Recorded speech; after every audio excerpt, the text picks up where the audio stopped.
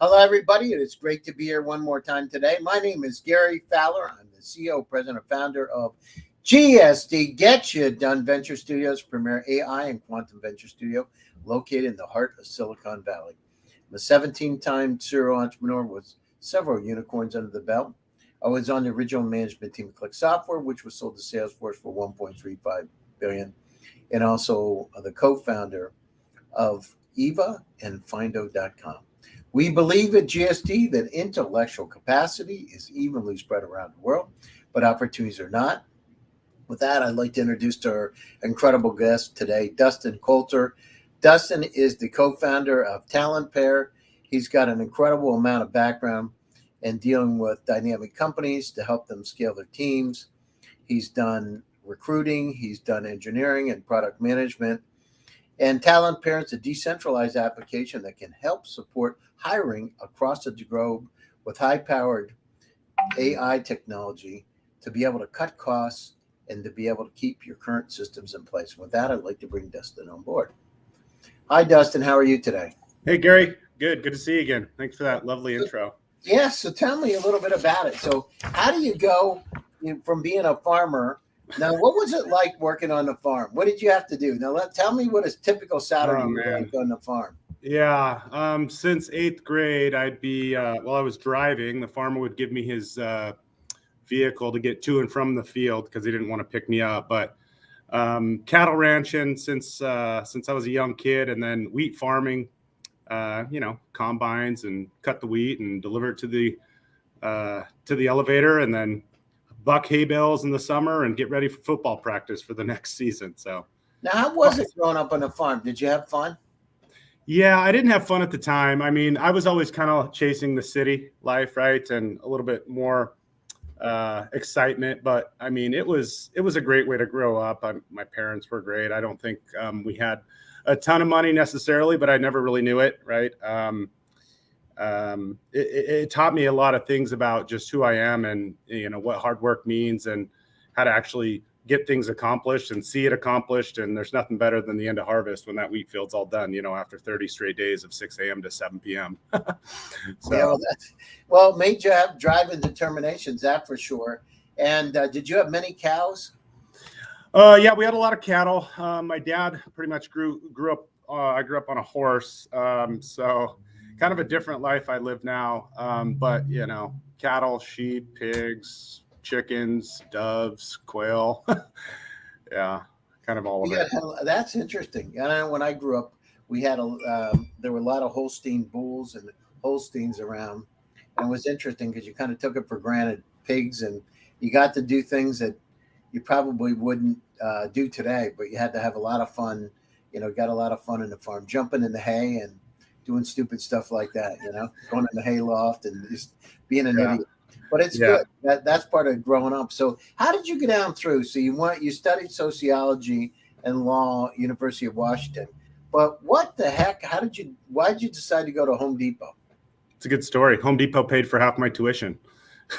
Oh, so, really? Yeah, I was working at Home Depot, working the night shifts and the graveyard shifts. Again, the hard work, right?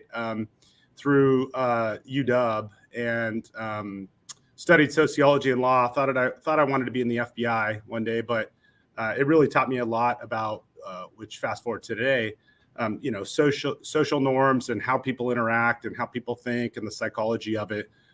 So Home Depot was kind of a pass through. It was a great company, but they paid for half my tuition and treated me well. And I realized once I graduated, okay, let's go do something that I'm passionate about, right? So you did that, and then how do you go from Home Depot to become a technical recruiting manager? Yeah, another fun story. I kind of wanted to do something different outside of Seattle. It's fast paced, but for a young guy, I was 21 years old, the youngest assistant store manager in the history of Home Depot, turned the largest store of on this side of the Mississippi in Seattle around. And thought, I could keep climbing this ladder, or I could take an entrepreneurial chance and join our current CEO and co-founder, Joe Kozakowski, who had built a recruiting firm. And at the time, it was 6 people. It was small. And my mom asked, is there a sign on the door? Like, what are you doing? You're moving with everything in your car to Boise, Idaho. to start with this recruiting firm. And that's still a running joke today because we still don't have a sign on our door. And, realized, okay, so with that hard work that I'd built and that tenacious ability to, drive and build myself, I can make as much money as I want. I can connect with some of the executives or some of the biggest players in, the story of your story and all the folks that you've had on your show, just being able to connect with those people and learn from those people and bring something to the industry that gives them a different ability to connect with people, right? So I can connect with people and understand what they're looking for or what the company's looking for at a very deep level, which is kind of the art of recruiting. There is science, but I just fell in love with it. And that was almost 17 years ago, right?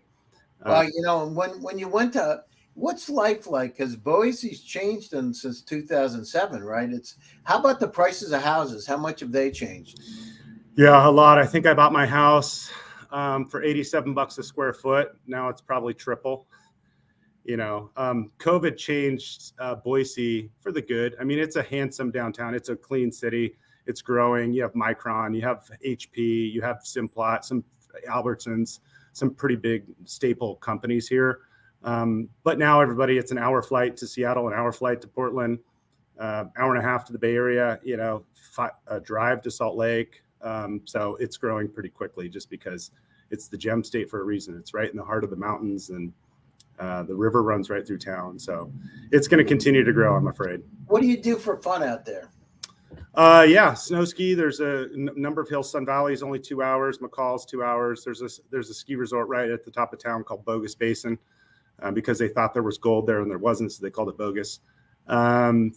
Skiing. There's tons of fly fishing. I'm not trying to do a plug for Boise here because they're moving here quick. But I do a lot of baseball coaching with my son, and my daughter does a lot of horseback riding. So that's kind of full circle.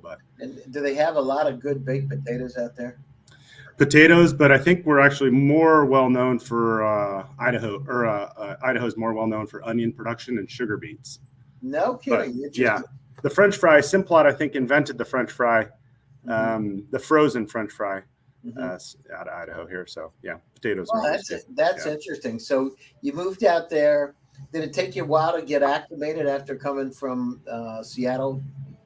Not really. I mean, it was kind of more like home. It's a little bit more small town. It's kind of a perfect mixture of both, right? You have the mix between the city life, but the country life. So just giving my upbringing, it was kind of a natural fit. My wife's actually from here, so that helped acclimate pretty quickly, right? Just she's an architect, sole proprietor, so she knew her way around. So oh, that's fantastic. And so you went over to Quest. So you did the Silicon Valley group, right? Mm-hmm. What was that all about? So what happened? How did you get into that? Yeah, so Quest Groups was originally started. We worked in groups, so we would work in pods of 5, 6, 7 different recruiters. That allowed us to move very quickly. Our CEO Joe Kozakowski actually started the business working with venture capital firms, so Russ Siegelman or some of the other big, well-known VCs, Sequoia, Kleiner Perkins, Redpoint, NEA, and helping them build their portfolio companies. And really what we've focused on is startups. And so as we had these pods would specialize in engineering, product marketing, design, so we could scale as the startup scaled. And we could plug in that entire team into that startup and help them build their entire company from scratch, right? Long story short, that morphed into what Talentpair is today. We basically took that same model and decentralized all the payouts. So we weighted all the payouts. So it's not just a game of, hey, Dustin sends a resume to XYZ company and Dustin gets a $40,000 fee. Well, there was a lot of things that went into that resume, right? Your teammate did the recruiter screen or did the intake. Gary referred the candidate. Someone internal scheduled it. So we took that and weighted it across the entire lifespan of a placement or a hire, and decentralize all those payouts so that anybody can be part of that process and everybody is part of that process, right? So the Silicon Valley, I started the Silicon Valley team in 2007. We had a Bay Area, South Bay team, because back then people didn't want to commute up and down the 101. So we had South Bay team, and then a San Francisco team on engineering and product. And then we started building out finance, accounting, legal, HR. And then I took that same model to Austin, Texas, and to New York, Austin, Texas in 2012, because Austin was booming. Not quite like it is today, but it was starting to, kind of like Boise today, honestly, in a lot of ways. And duplicated that model in Austin, Texas. And then now we use leverage Talentpair to really blow that up at scale, right? Incentivize good behaviors across that entire workflow, so that anybody can be part of that process. So as you're going down through, what's the hottest talents right now that people are looking for? What do you see? Generative AI, No, LLM, yeah. LLMs. I mean, I think it's ebbed and flows. On the technical side, it's probably still pretty heavily Python, Node.js, TypeScript, on the back end, React.js on the front end, with AWS or Azure on the cloud side. But this generative AI world has really springboarded an entire new phenomenon, right? The great revolution of technology, where a lot of companies, and it's hard to see through the fluff of, okay, are they just using a API plugin, or are they actually building these LLMs, which are expensive, and there's probably only 5 companies in the world, which ones they are, that are doing that. So that's probably the hottest space. And then security, blockchain is still pretty prominent. Obviously took a little bit of a hit with what happened last year in crypto and blockchain, obviously different paths there. But the generative AI space, I mean, that's what everybody's talking about. And what about, I got a question for you, Dustin. So I talked to a lot of the folks. I mean, I've been involved in generative AI since 2016. Mm-hmm. When I was talking about it back in 2016, unsupervised AI, pre-transformer models. But I mean, all we do is build companies, right? That's all. We just build them. And it's interesting for me because I don't see that many people out there building them yet, like that have the background to do it. It's like I hear people, but it's just like an API for generative AI. They don't really have they don't have the full suite, right? Because they haven't been involved. It hasn't been around that long. Mm-hmm. 9 years, 8 years, 7 years building this stuff. It takes a while. But it's interesting for me. Are you finding that kind of talent at the very highest levels, CEO level? Mm-hmm. Yeah, I mean, a lot of it's coming out of the educational institutions. A lot of the stuff that Stanford's doing is putting out a lot of interesting candidates who are really interested in that. May not have the business sense, but they have the technical sense. Business sense is but you look at it, 90%. I remember taking that course at Stanford personally. 90% of building a company storytelling, right? It's you can have the smartest tech person in the world, but if they can't tell a story and paint pictures with words, nothing good's going to happen. So, you look at what is it? The networking contacts, the access to capital, and operational expertise. And if you have those 3 pillars, the probability of success dramatically goes up. And so sometimes we wonder why 9 out of 10 companies fail. It's not because they don't have great tech. It's because they can't do the other piece, which is important. I mean, are you seeing that too or not? Yeah, I mean, I think what we're seeing is a lot of venture firms are also trying to get into an incubator world where they're going after these marketers or sales or biz dev folks who can tell the story, or finance, who have a specific skill set or background. A lot of it's going towards LLMs and infrastructure, but there's a lot of applications, and I think it is harder to find those founders who are have that business sense, that networking piece, and the ability to tell the story, as opposed to just a pure technical great idea. But they're out there. I just don't. I think it's just too early to tell on or shake them loose from some of the big guys to drive some entrepreneurial opportunities, right, in that world. I was just doing it. So I was in Laguna Beach for the last couple of days, doing that in front of some of the most sophisticated AI technology folks on the planet Earth. Actually, I was one of the keynotes at that Mm-hmm. conference Oh, talking cool. exactly about that. And you have people that are world renowned. It was interesting because they were saying the same thing, because they're now looking at doing startups and they're looking for that talent to be able to help drive their companies, because they come out of Stanford or Carnegie Mellon or wherever, and they built 3 companies, but they're also looking for that expertise. It's quite interesting because it's untapped, and Mm-hmm. we're finding that all over the world. Today we have 139 companies from 57 countries around the world, and I hear about it literally every day. And I'll be in another half an hour, I'll be hearing it again. Mm-hmm. Yeah. Well, what we did was we basically took that 20 years of experience and those patterns and that understanding of, transition. So even with my 17 years of experience, I can look at a resume and infer pretty quickly why somebody's moving or where they should go next. And so we trained those models prior to this, GPT phenomenon, or this explosion last November, to really understand what I understand and what those transitions are and what makes a good hire, or what makes someone who might excel in that type of role, purely based on looking at their digital footprint, right? Which historically we're calling a resume. All that data that we're tracking, it's all first party data, 5 billion data tokens, 2.5 billion structured, half of it unstructured, to really help the models understand what makes a good domain specific models understand what makes that transition correct.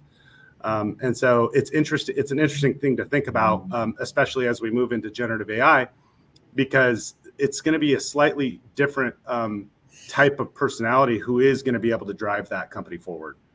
Right. And then we can apply all the other GPT things in very specific areas to make it faster, or, through the API.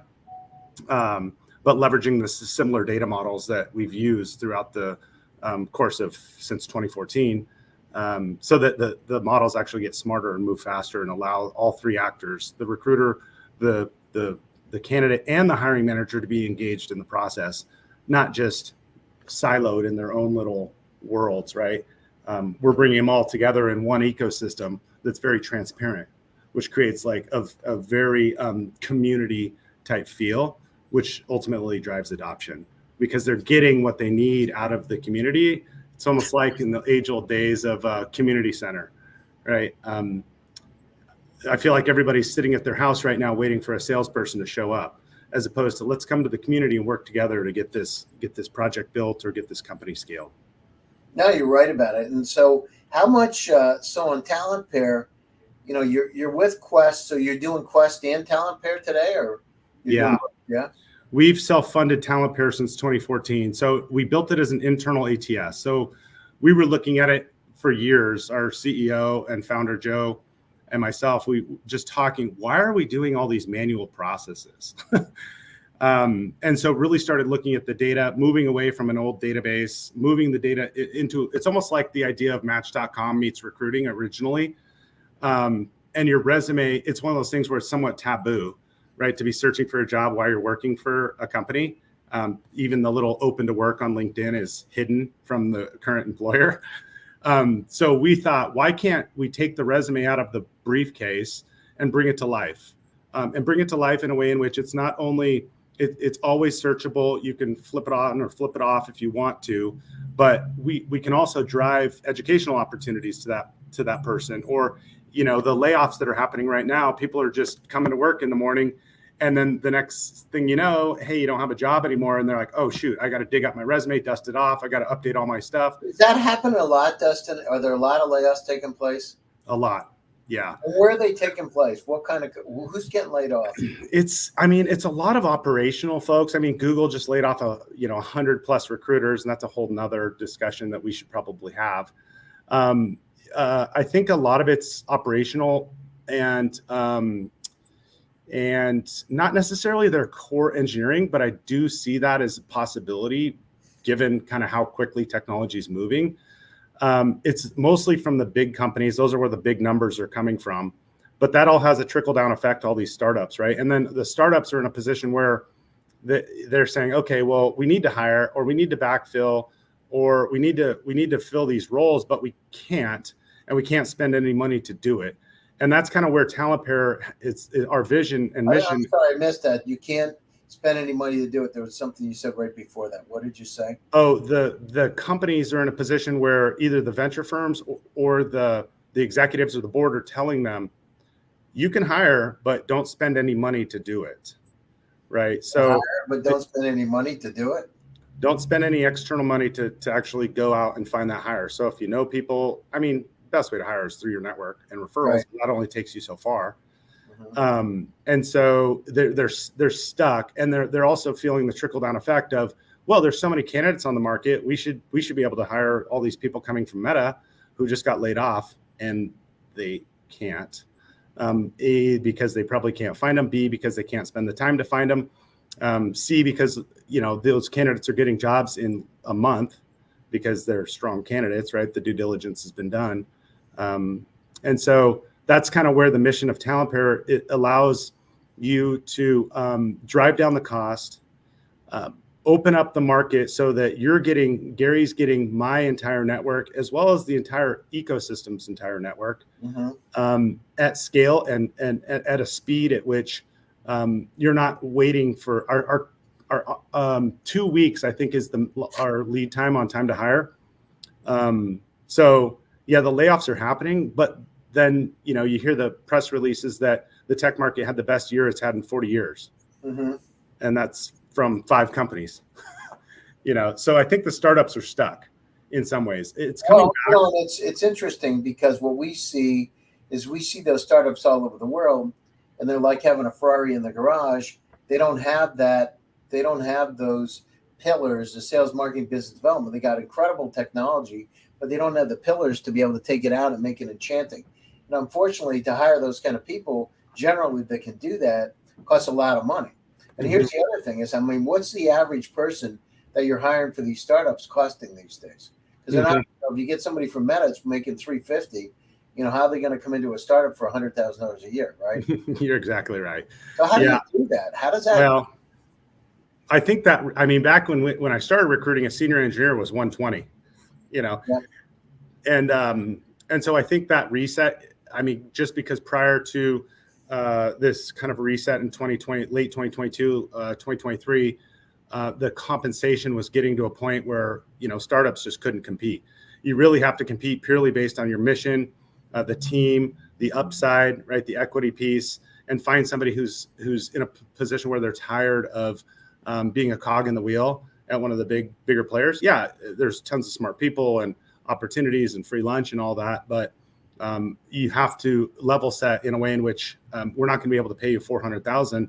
You have 3 years of experience. I'm sure you're fantastic, but we have to sell the upside and the equity and the mission and what we're building. So what do you do? Like, let's just say if you found somebody at 400 that worked for a place like Meta, we don't want to pick on Meta, but so you're selling them, but how much what are they getting? What's the average salary? Let's just say somebody's at 400 with 3 years of experience. What kind of money are they making at a startup now?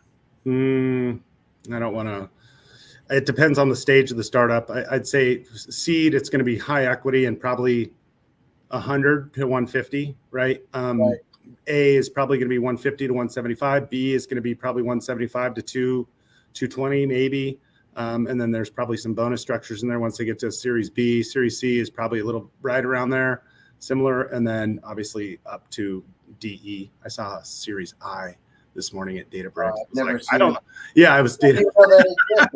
Yeah. I didn't know that. That's amazing. But so it's valuable, taking the right talent to the right place at the right time is really important.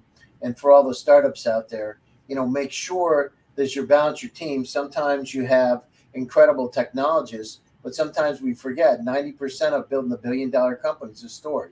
If you can't tell the story, you can't take that out, and you're competing with people that are incredible storytellers. Look at Zuckerberg, right? And with some of the things that he's been able to do, or Steve Jobs. But each one of you can do the same thing. It's good to have a balanced team. It's always good to have somebody in operations, somebody that's a technologist, and then somebody that can drive the vision. Driving the vision is important, and the network and contacts, because there's trust and credibility goes with it. If people have had an exit and they've had a unicorn exit, it's a whole lot easier to get funding for your next startup because people understand that you've had a successful track record. And by the way, all you startups out there, it's not easy. If it was easy, everybody'd be out there doing it. But if you find people like Dustin that have the contacts with the resources, it helps to be able to build the company, and it helps to build those long-term relationships, because it is about trust worldwide. We see this in Nigeria, Ghana, Zambia. We have companies all over the world that are coming into the U.S. At GST, we put them through a 15-week process, and we cultivate those companies, and we help them figure out where their strengths and weaknesses are. And surprisingly, what's going on, it's interesting, Dustin. I have companies that right now in our current cohort have $39 million in revenue. So it's not That's like great. just early stage. I have one that's raising $100 million right now. Mm-hmm. Now, it's not where they are, it's about where they want to go. Yeah. Yeah. And that's kind of the interesting thing and the thought behind, where Talentpair opens up that ability to connect with talent across the globe 24/7, right? With the AI to make it more efficient and speed it up. But, LinkedIn and monetize, right? Or earn rewards for that. So if you refer somebody over, Gary, to one of your startups, you should be rewarded for that. So we have a patent pending on our decentralized network triggers that rewards all those connection points that are happening throughout that entire process, where even, the internal recruiters could be part of that process. And you see a lot of those internal recruiters getting laid off.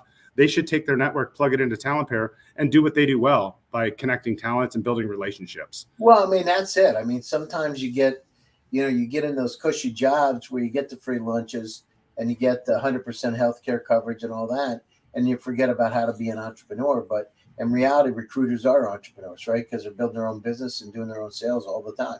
And that's how they're gauged. And it's important, just think differently. Don't be afraid. Go out and do it. And if you've had success in the past, you have credibility with the talent that you've hired, with the companies that you work with, go out and use it. Create your own deal. You're right. And sometimes, it's like, I remember one time I owned a construction company. We did very high level construction and using passive solar and those kind of things. I remember a woman came into my house and she said to me, she looked at the house and she said, where's the family room? And I said, well, the family room's in the front. Now, these were two rooms. The front and back room were exactly the same size. There was no difference in the sizes. Yeah. And I jokingly said, she said, well, I don't want one with the family room in the front. They both had fireplaces. And so I said, oh, I made a mistake. I was just kidding. And I said, no, that's the family room. I was just joking around. I was laughing. She said, I'll take it. And I was like, I didn't change anything. So part of it is, labeling it a bit different way and getting over the hurdle. So going out and starting your own company sometimes and using something like Talentpair to be able to help you and to be a facilitator to get business is really important, because it gives you a credible network where people get placed. So how's revenue right now, and how are you growing your revenue? Yeah, so we launched to the public, moved it out of the internal tool in 2020, which is kind of crazy since it was COVID and nobody knew what was going on. But we drove that up to 1 million in ARR that year, and about 9 million in flow through revenue. So all of the, it's kind of, if you think about it like a payroll company, how much revenue, some of it gets paid out to the actors or the recruiters. That was flowing through 2022. We changed the model, the revenue model slightly, because our goal is to really drive down the cost, right? It should not cost $40,000 if the candidate's at $200,000, it should not cost $40,000 to hire a candidate. And so we changed the model to drive it down to more of a subscription-based model, where you're basically paying, or a company is paying to have me, 17 years of recruiting experience, or name your recruiter for $2,000 a month, which is nothing, right? And then 10,000 a hire. We have another plan where we're trying to get it down to 5,000 a hire and continue to drive down that cost, which is obviously taking our revenue streams down a little bit, but we're not really worried about growth on the revenue side. We're really worried about making sure we're staying true to the mission, and giving the world great recruiting, and getting that adoption, and really allowing people to leverage their talents however they want. So, Gary, if you wanted me to post something on Talentpair to get more folks on your podcast, I could probably send you a person every day who's, incredible, or has an incredible career. And what's that worth to you? Maybe. Well, the funny part is, Dustin, they'll pay me. I've had people offer to pay me to come on the podcast. There you go. You know what I mean? It's like, Yeah. because we have such a we have up to 50,000 viewers on the show all over the world. I mean, now we walk in the airports and people are coming up and say, I watch your podcast. And I actually scored. That's awesome. Time it happened. It scared me. They said, I know you. And I said, excuse me? And they said, yeah, I know you. You're with GSD. And I said, yeah. And they said, I watch you every week. That's awesome. So, it's an interesting model. But the world is changing, and using these technologies to be able to redefine how to do things like recruiting is really important. And then, like I said, the trust and credibility and networks there. So we're coming up to the top of the hour. And if you can stay on a little bit after, that would be great. I'd like to talk to you. But sure, 3 words of wisdom that you would have for these companies that are out there, in order to navigate the current climate and this transition to generative AI. What is some wisdom that you would give them, and then how do people get a hold of you? Yeah, for all those companies out there, I mean, I'm building a company myself and running a separate, more brick and mortar Quest groups, and so it is the hardest thing I've ever had to do. I think just stay true to who you are and why you're doing what you're doing, and have a purpose of what you're going after. It's easy for me to say and stay motivated, regardless of how many VCs I talk to that say, no, we just don't get it, or regardless of, how many downfalls we have or where our revenue is going with the current market. It would be easy to get discouraged, but I have a true belief and a mission, as well as our CEO, to give something back, to give something great to the world, to give great recruiting to the world, right? And so I would say stay true to who you are, and be passionate about it, and go after the mission, and don't let anything stop you. No, that's great. Those good words. And how do people get a hold of you? Yeah, they can email me at dustin@talentpair.com, or they can call me at 512-583-5586. 512-583-5586. Yep. Still repping the Austin number. Oh, that's super. All right. Well, thank you for taking your time. And I'll go to the end of the show, and then I'll come back on with you. Okay. So thanks, Gary. Appreciate it. Thanks for taking time in your busy schedules to join us one more time for GSD Presents Silicon Valley AI and Tech. Stay happy, stay safe, and stay healthy. And I'll be back to you again next week with another exciting edition. Take care, everybody. Bye-bye.